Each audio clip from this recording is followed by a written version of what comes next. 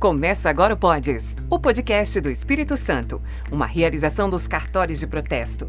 Aqui conversamos com lideranças, empresários e empreendedores e profissionais que contribuem para o desenvolvimento empresarial do nosso estado. Seja muito bem-vinda, seja muito bem-vindo ao Podes, o podcast do Espírito Santo, uma iniciativa e realização dos cartórios de protesto.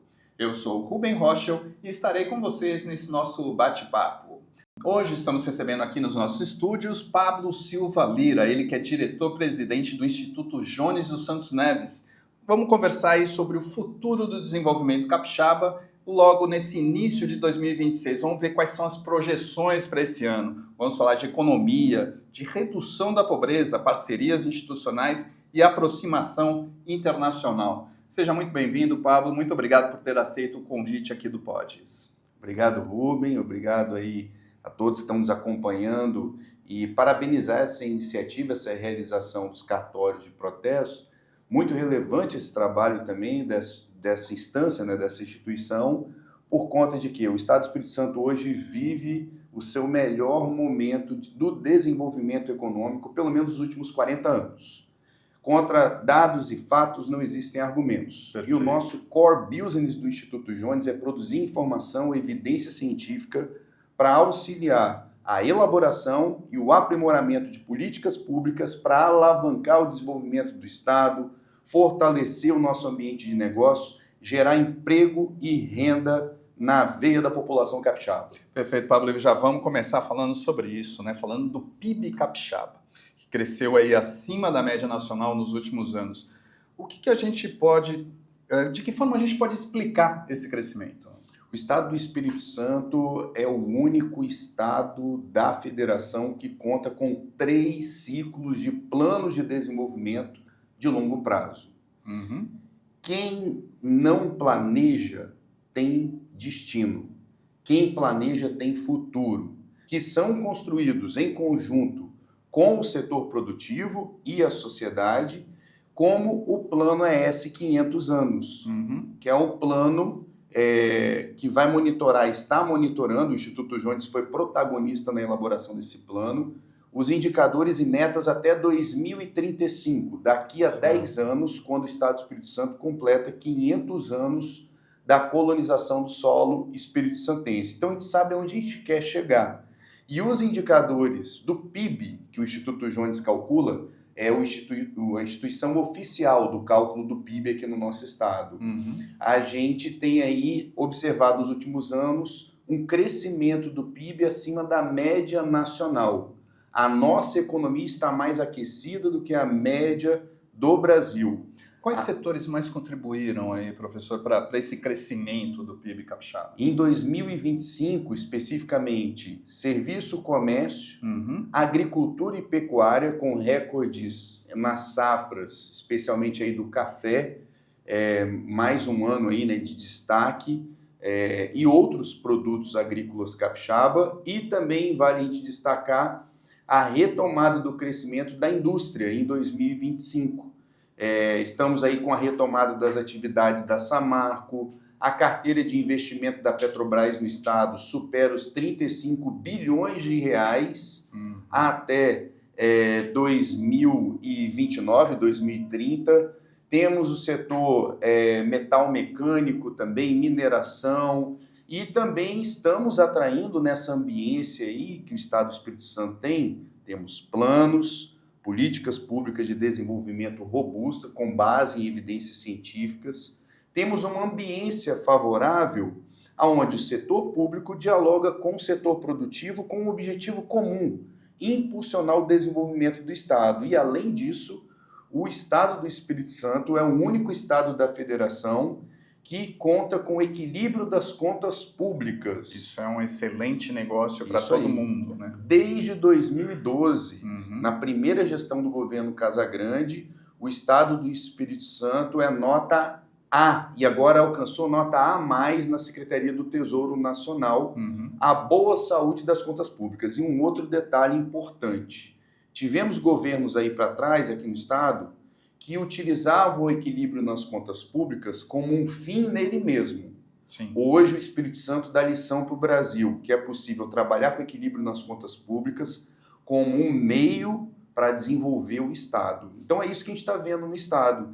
E isso explica essa boa governança com planos, equilíbrio fiscal, trabalho sério. O investidor de fora, quando olha aqui para o Estado, vê previsibilidade, segurança para aportar investimentos aqui no Estado. E aí a gente passa a entender por que o Espírito Santo está crescendo acima da média nacional, o nosso PIB. Combinado com isso, Rubem, a gente também lá no Instituto monitora o mercado de trabalho.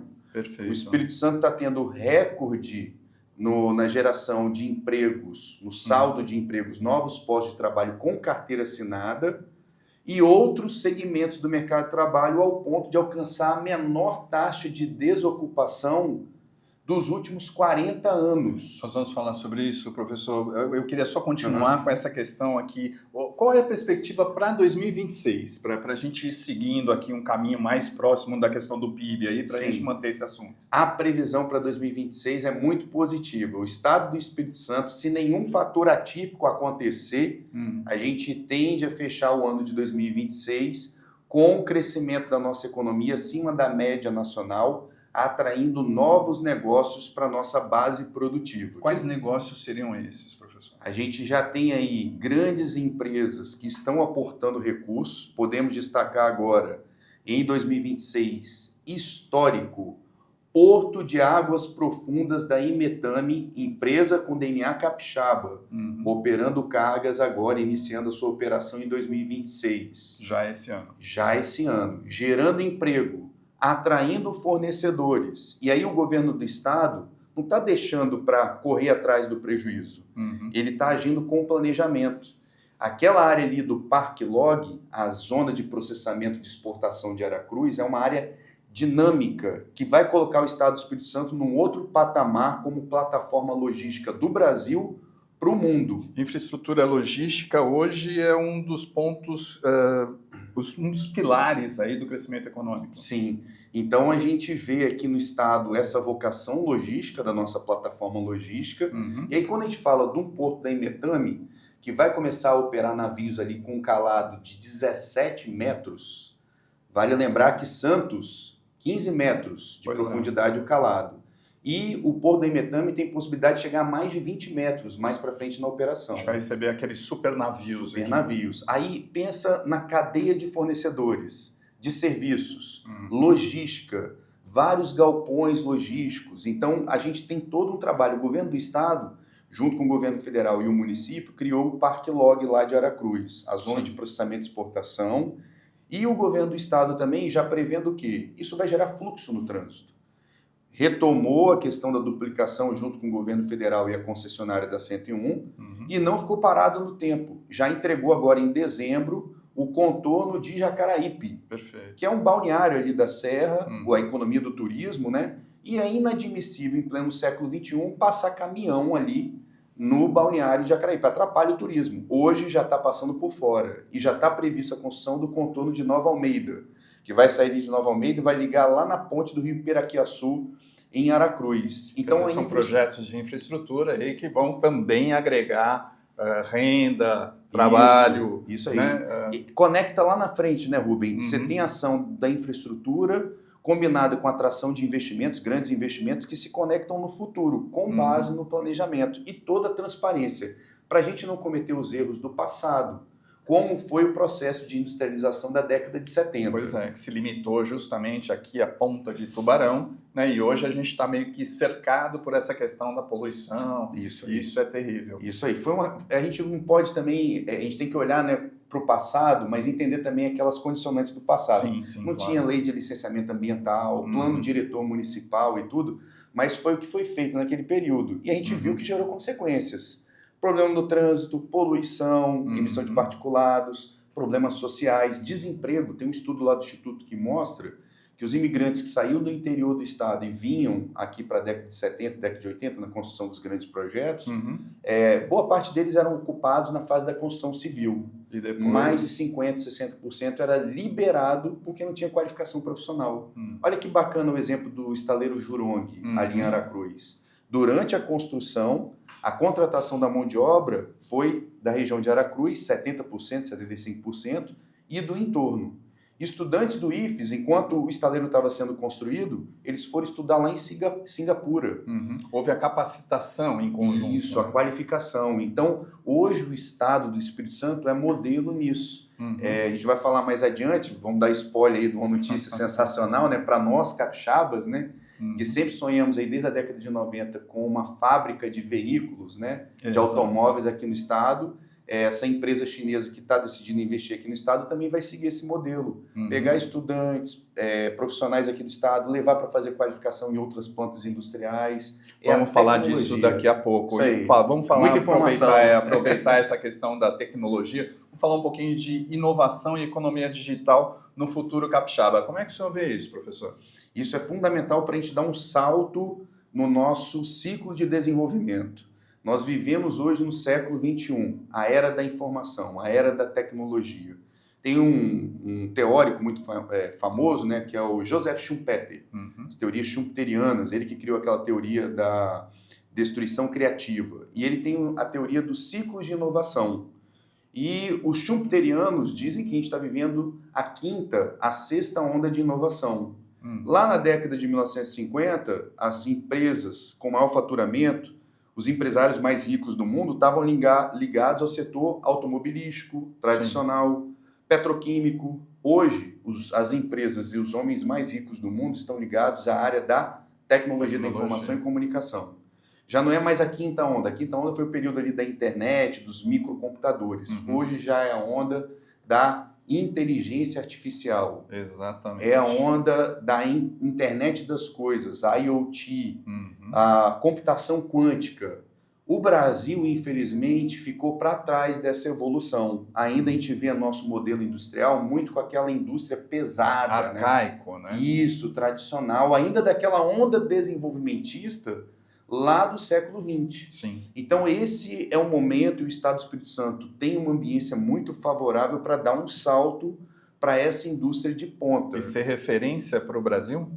Para o Brasil e também para o mundo, a gente pode colocar. Por quê? Quando uma empresa chinesa desperta o interesse em instalar uma unidade produtiva aqui no estado de veículos híbridos e elétricos, isso daí é tecnologia de ponta. É tecnologia que contribui para a transição da nossa matriz energética, a sustentabilidade, as práticas ESG. E temos aqui no estado do Espírito Santo, o Instituto Jones participa, eu tenho assento no nossa mobilização capixaba pela inovação, o MCI.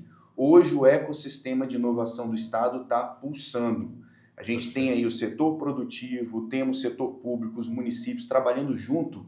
E hoje o Espírito Santo é o estado que mais investe em ciência, tecnologia e inovação, de acordo com os dados da Confederação Nacional das Fundações de Amparo à Pesquisa.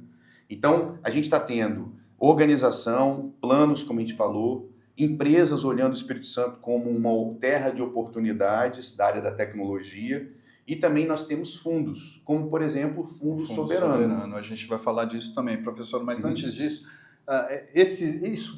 todos esses dados que o senhor vem trazendo explicam aí a redução da pobreza extrema, né, que a gente tinha aqui no Espírito Santo. Quais políticas o senhor vê que contribuíram para isso? Sim, a pobreza, ela, infelizmente, aí no período da pandemia, ela já vinha retornando um pouquinho antes. É um problema histórico do Brasil. Sim. Quem viveu a década de 80 sabe, né, a tristeza que eram os indicadores sociais aqui no nosso país, década de 90 também.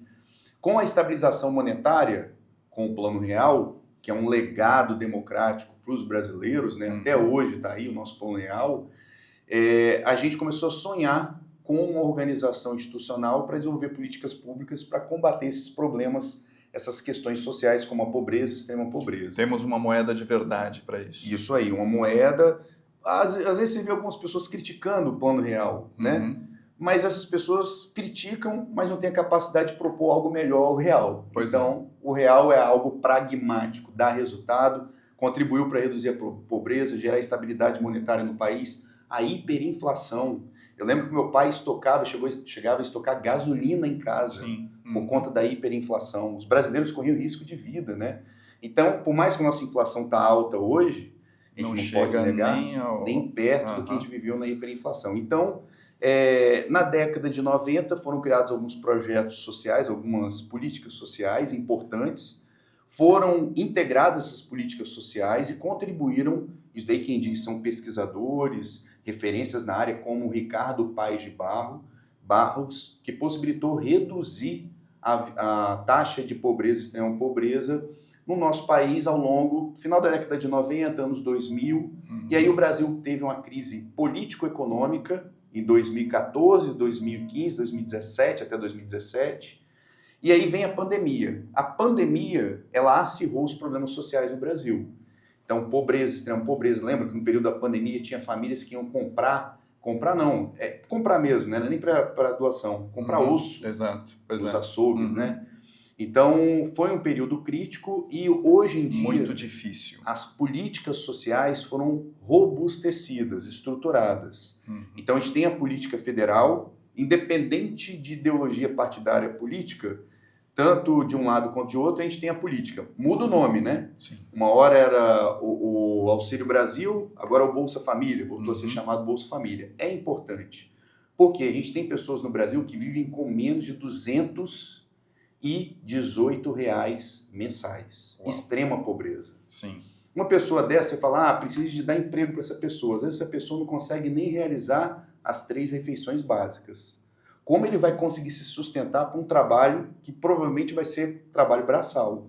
Então a gente tem no Brasil, que é um legado, assim como o SUS, o SUAS, Sistema Único de Assistência Social. Para essas pessoas que estão na vulnerabilidade social, o apoio. Só que esse apoio da política de transferência de renda não pode ser uma bengala eterna. Sim. Ela tem que ser um mecanismo de emancipação social. Gostaria até de entrar nisso, porque a gente recebe vários líderes, lideranças, empresários aqui, e uma das críticas que se faz é exatamente que a questão do Bolsa Família atrapalha na contratação de mão de obra. Isso é fato? A gente tem dados para comprovar esse tipo de situação? Tem um estudo do IPEA que desmistifica essa fala do Bolsa Família ser um problema para o mercado de trabalho. O assistencialismo. O assistencialismo. Tem um estudo do IPEA que mostra que a maioria das pessoas que entram no Bolsa Família, é um estudo bem robusto, né, esse estudo do Instituto de Pesquisa Econômica Aplicada do Brasil, do IPEA, que mostra que boa parte dessas famílias conseguiram aumentar a sua renda e sair da condição de pobreza e extrema pobreza através do trabalho. Perfeito. É o que eu estava falando, do SUAS. A transferência de renda não pode ser sozinha. Tem pessoas que fazem mau uso do Bolsa Família? Tem pessoas que não querem trabalhar, mas isso a gente não pode colocar como uma regra geral. Inclusive, tem pessoas da classe média que se inscrevem no Cade Único e ganham Bolsa Família com emprego. Certo. E aí a importância de usar os mecanismos de tecnologia da informação para identificar essas pessoas. Para fiscalizar o sistema como um todo. Isso aí, punir essas pessoas que estão utilizando recursos. Às vezes a pessoa está empregada, está na classe B, até classe A. A gente teve caso aí de uma mãe de uma ex-Big Brother que ganhava Bolsa Família. É brincadeira, né? Usar um dinheiro que uma pessoa precisa para um fim que não é o adequado. Então, a atualização do cadastro é importante para evitar esses desvios. Professor, o Instituto Jones também mede e acompanha esses indicadores sociais. Sim. De que forma é feito isso? E aí, então, essa questão da pobreza, né, que a gente estava comentando, a gente observou que a pobreza aqui no estado do Espírito Santo, a gente consegue fazer o cálculo para o Espírito Santo e para o Brasil. Ela passou a reduzir nos últimos anos e chegou no seu menor nível histórico da pobreza e extrema pobreza no estado do Espírito Santo no ano de 2024. Agora, em março, nós vamos atualizar o dado de 2025. Certo. É o primeiro instituto de pesquisa no Brasil que divulga esses dados. A extrema pobreza no Espírito Santo hoje, a gente está abaixo da média nacional, tanto a extrema pobreza quanto a pobreza. A pobreza são pessoas que ganham menos de R$690, R$680.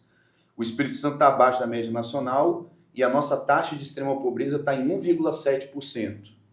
Vamos cumprir o ODS 6, o ODS 1, é o Objetivo de Desenvolvimento Sustentável, que é erradicar a extrema pobreza até 2030, se nada de atípico acontecer.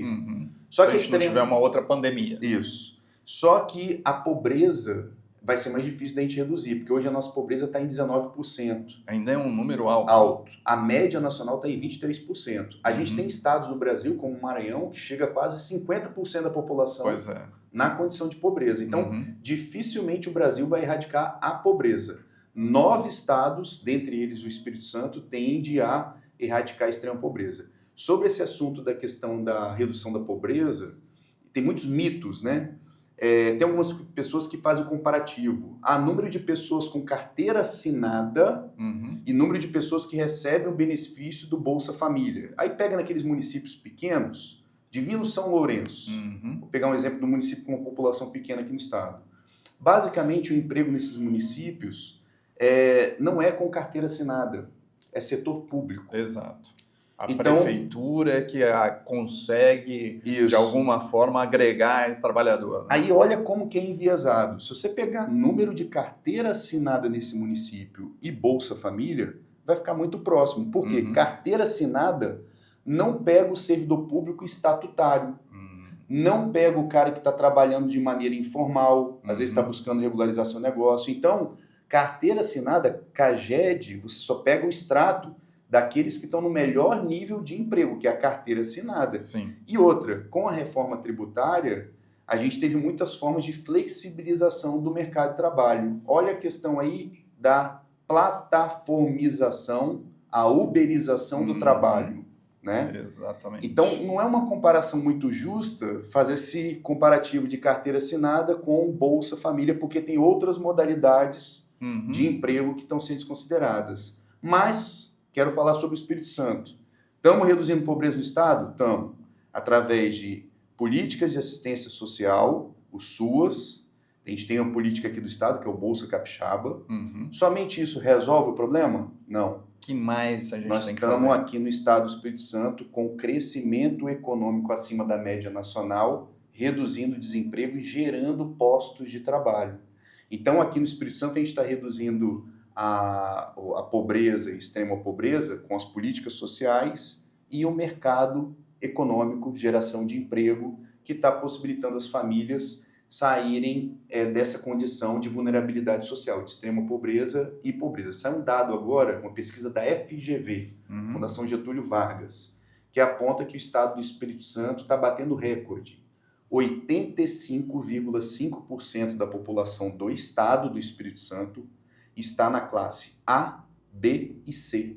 Perfeito. 85% nos estratos superiores de classes salariais. Então, a gente está conseguindo reduzir pobreza, melhorar a renda, gerar emprego e a população está conseguindo se emancipar socialmente. Agora, professor, a gente tem esse entrave aí.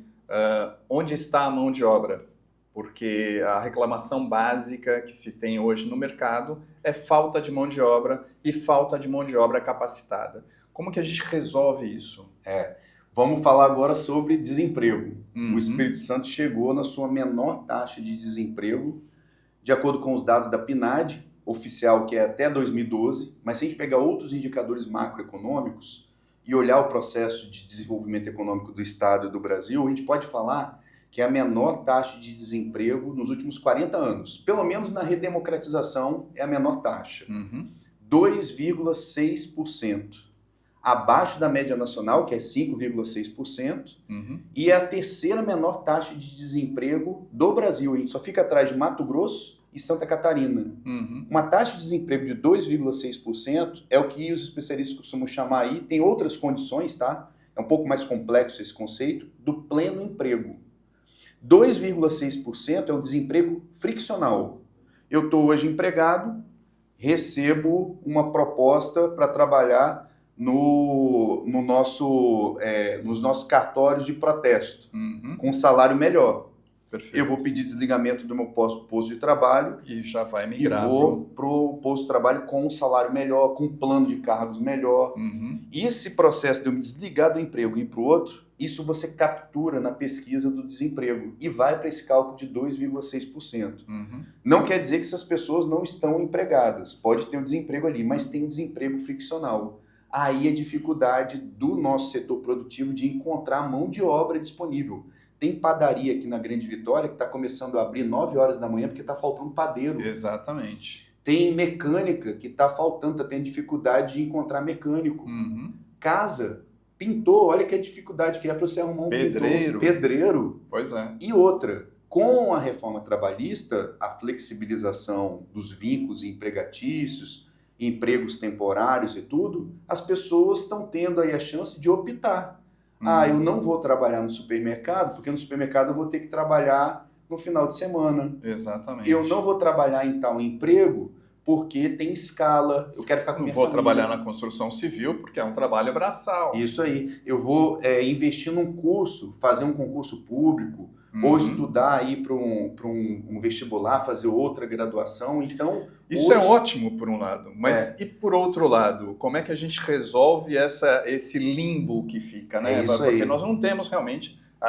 nós entrevistamos aqui alguns empresários da área de construção civil e eles dizem que a gente não tem mão de obra. Não tem. É um grande desafio de alcançar esse match aí da demanda e a oferta do mercado de trabalho. E oferta tem que ser uma oferta qualificada. Sim. E aí a importância também de você qualificar as pessoas. Às vezes você tem um segmento que está demandando o trabalhador, mas não tem a mão de obra qualificada. Aí que entra a importância do Sistema S, a formação específica. A gente não precisa ter toda a população com ensino superior, com mestrado e com doutorado. Quem quiser tem que ter a oportunidade de fazer. Mas a gente tem aqui no Estado a importância das formações técnicas. Sim. O CRT, Conselho Regional de Técnicos Industriais, às vezes, igual essa montadora de veículo que está vindo aqui para o Estado. Vai ser a terceira montadora a se instalar aqui no Estado. Né? A gente tem a Marco Polo e a Agrale. Mas com essa montadora... parte da mão de obra aí vem de técnicos. Exato. Então, a importância da rede do IFES, da rede das escolas técnicas estaduais, como o Vasco Coutinho. E já se voltar para esse nicho. Para esse nicho. E a oferta de mão de obra tem que ser qualificada regionalmente. Porque cada região do estado tem a sua vocação econômica. Lá na região do Caparaó, a agricultura especializada, né? Na região litoral sul ali, a questão das atividades turísticas, temos também ali a questão de petróleo e gás, atividade portuária. No norte do estado também a gente tem essas atividades específicas industriais. Então, a gente tem que ter essa oferta, fazer o matching. E a importância do setor produtivo também, vir junto aí com o setor público, né, o estado e os municípios, desenvolver políticas para a oferta de mão de obra qualificada. Por quê? Existe esse diálogo? Existe. A gente vê, principalmente aqui no estado, que a gente tem um diferencial, que é o Espírito Santo em Ação. E também o Fórum de Entidades, o FEF, e federações, que tem um diálogo muito forte aqui no estado. A gente tem uma ambiência favorável, uma sinergia do setor produtivo e o setor público aqui para equacionar essa questão da mão de obra qualificada. Porque com uma taxa de desemprego tão baixa, está faltando mão de obra em alguns segmentos, de fato. Professor, vamos mudar um pouquinho aqui e falar mais do Instituto aí. O Instituto ele tem ampliado o diálogo com instituições como o InvestES, o IBGE, né? Qual a importância dessas parcerias? Sim. O Instituto ele é uma instituição de pesquisa, né, com credibilidade nacional. Completou agora em 2025 50 anos de história, um jubileu aí de ouro do Instituto.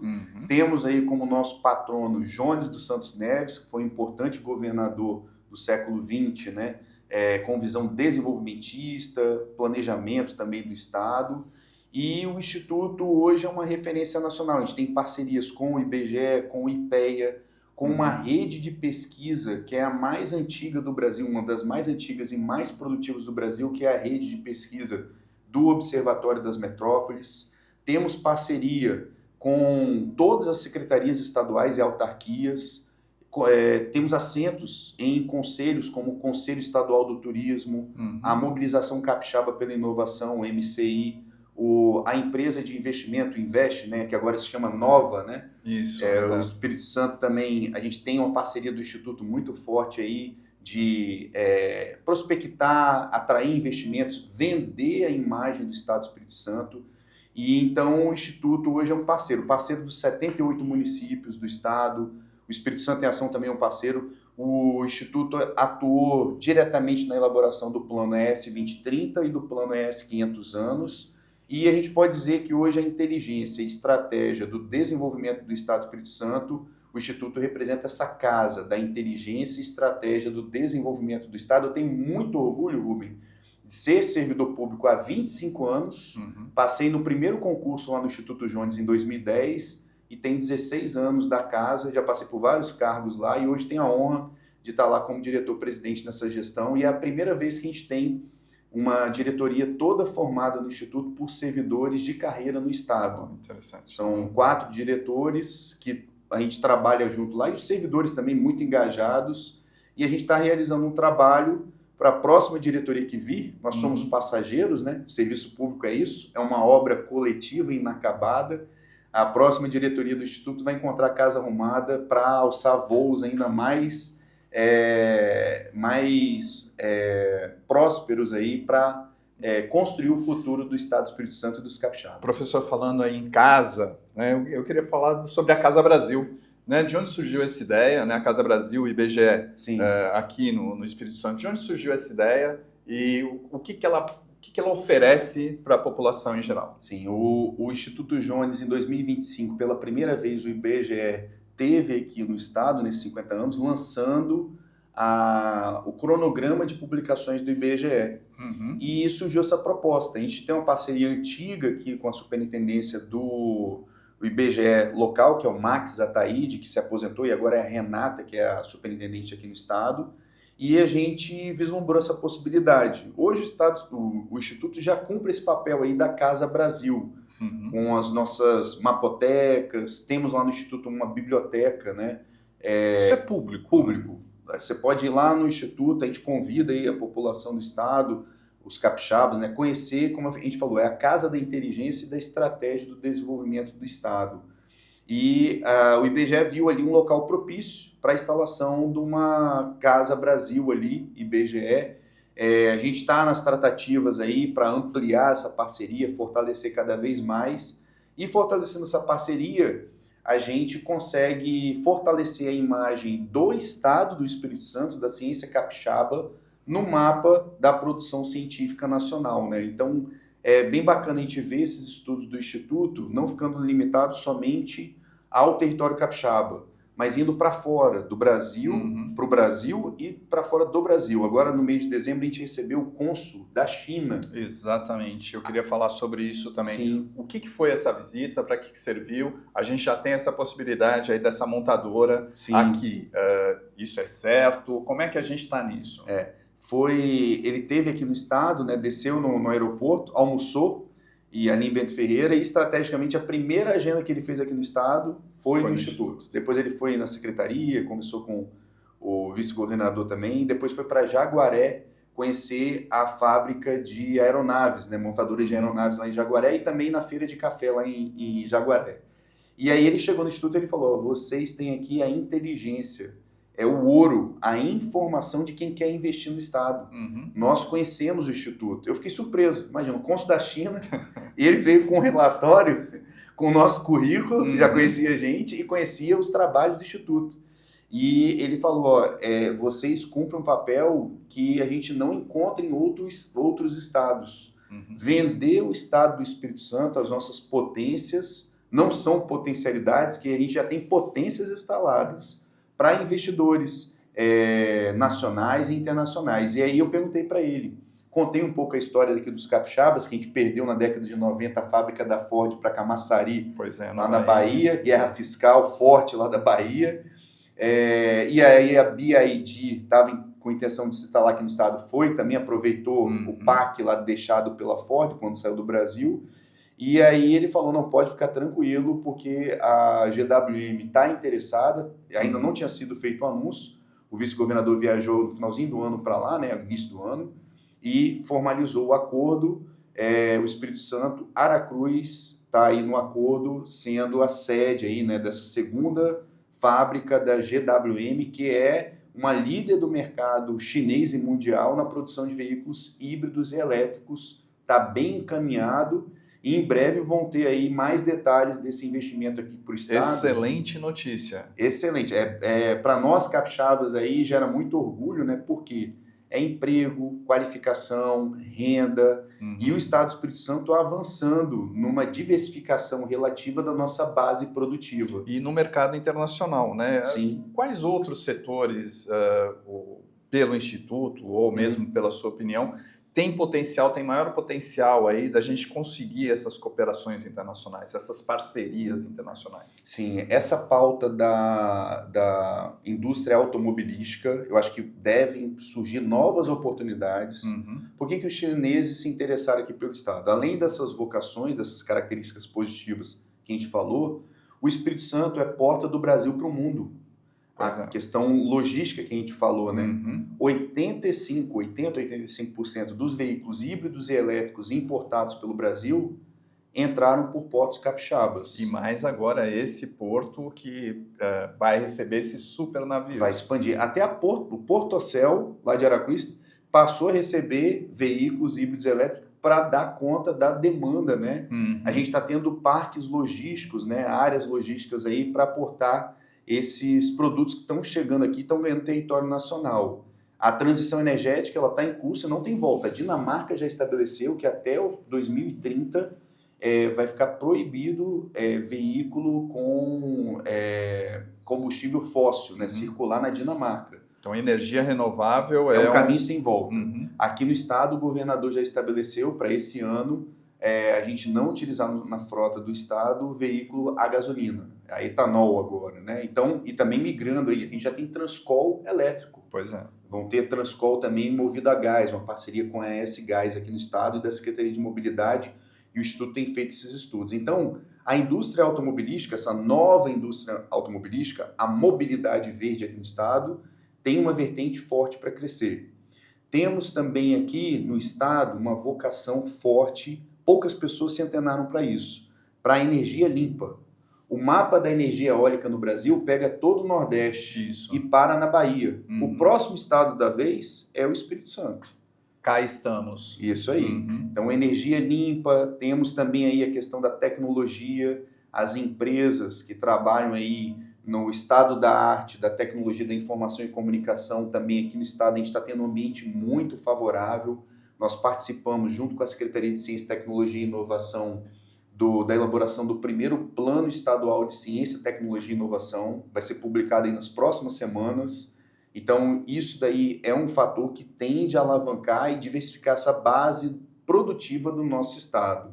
Dá para a gente pensar em encaixar de alguma forma o agronegócio também? Também a agricultura também intensiva, por mais que o estado do Espírito Santo, a nossa agricultura, o agronegócio nosso está fundado na pequena propriedade familiar ainda, mas a gente está tendo um nível de tecnologia muito grande incorporado, e isso é interessante. É um movimento demográfico, né? Movimento de populações daquele jovem que sai da propriedade familiar do pai, vai fazer um curso de graduação numa universidade, na Grande Vitória, ou nos municípios polos. A gente está vendo um movimento de retorno para esses municípios que têm a propriedade rural, municípios rurais. E eles estão utilizando drone, incorporando drone na pulverização das lavouras, no monitoramento de rebanhos, utilizando sensores para poder fazer as medidas dos rebanhos de forma automatizada, inteligência artificial na questão das rotações das culturas. Então, a agricultura hoje no estado, a gente vê o nível do agronegócio migrando, por exemplo, para 2 fábricas de produção de café solúvel e instantâneo em Linhares, que o investimento chega próximo de 4 bilhões de reais.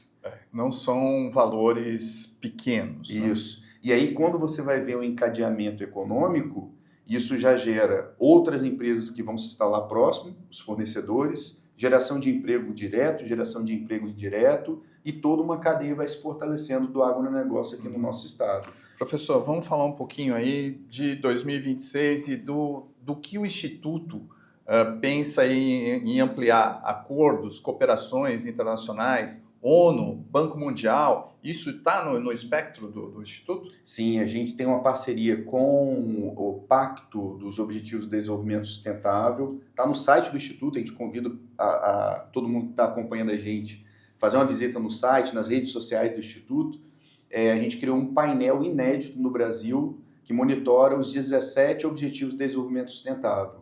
Uma parceria com a PNUD, o PNUD, que a gente vai avançar agora no ano de 2026. Os dados estão disponíveis para os estados brasileiros. O mesmo trabalho que dá para organizar essas informações para o Espírito Santo é para a gente organizar e sistematizar para as 27 unidades da federação. E agora, para o ano de 2026, a gente vai pegar essas informações numa parceria com o PNUD e destrinchar ela para os 78 municípios capixabas. Temos também, inclusive agora a gente estava numa conversa recente com o presidente da FAPES, Rodrigo Varejão, um amigo nosso, professor, e a gente está com uma parceria aí com instituições, universidades da Alemanha também. Uhum. Já temos parcerias estabelecidas com outras universidades, mas também na troca, no intercâmbio de conhecimento. O Instituto vem sendo reconhecido também na pauta do Sistema de Monitoramento e Avaliação de Políticas Públicas com outros países. Compartilhamos essa experiência do nosso Sistema de Monitoramento e Avaliação de Políticas Públicas. O Espírito Santo foi o primeiro estado a estabelecer um sistema de monitoramento e avaliação de políticas públicas no Brasil. E hoje é referência nacional e internacional, ao ponto no ano de 2023, a gente recebeu uma comitiva com o ministro da Somália. Uhum. Desculpa, Somália não, Moçambique. Tá. Que esteve aqui no estado, ele tem status de ministro, né? Uhum. Ele é o coordenador de monitoramento e avaliação de políticas públicas no Ministério do Planejamento lá de Moçambique. Então a gente está vendo aí uma parceria com essas instituições, tanto de governo quanto universidade, instituto de pesquisa internacional, se fortalecendo através dessa referência do Instituto. E uma coisa que gera muito orgulho para os nossos jonianos, tanto os que aposentaram, como eu falei, uma obra coletiva, né, como os que estão na ativa, é que o Instituto, nessas 5 décadas, nunca teve um arranhãozinho no nosso símbolo de credibilidade. Então isso orgulha muita gente e não é à toa, não é sorte. Isso é extremamente importante. É isso aí, isso não é sorte, isso é produto da gente fazer diariamente valer com nível de excelência o que está na nossa bandeira do Espírito Santo. Trabalhar com excelência e confiar também para a gente produzir o melhor resultado para a população capixaba. Professor, eu agradeço muitíssimo a sua presença aqui no PODES, né, o podcast do Espírito Santo, que é uma iniciativa e realização dos cartórios de protesto. Pablo Lira, diretor-presidente do Instituto Jônio Santos Neves, que trouxe aí para a gente uma visão ampla e estratégica sobre o futuro do desenvolvimento capixaba.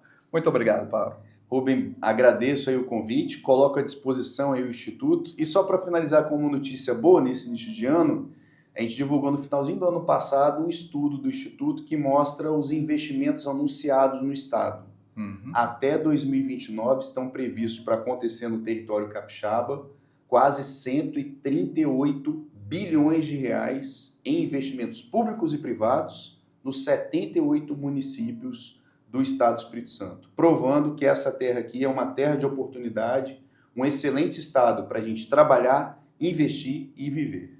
É isso aí, o Espírito Santo é um território pequeno, mas com potencial gigantesco. Agradecemos mais uma vez, Pablo, e o PODES fica por aqui. O PODES, lembrando, é uma iniciativa e realização dos cartórios de protesto.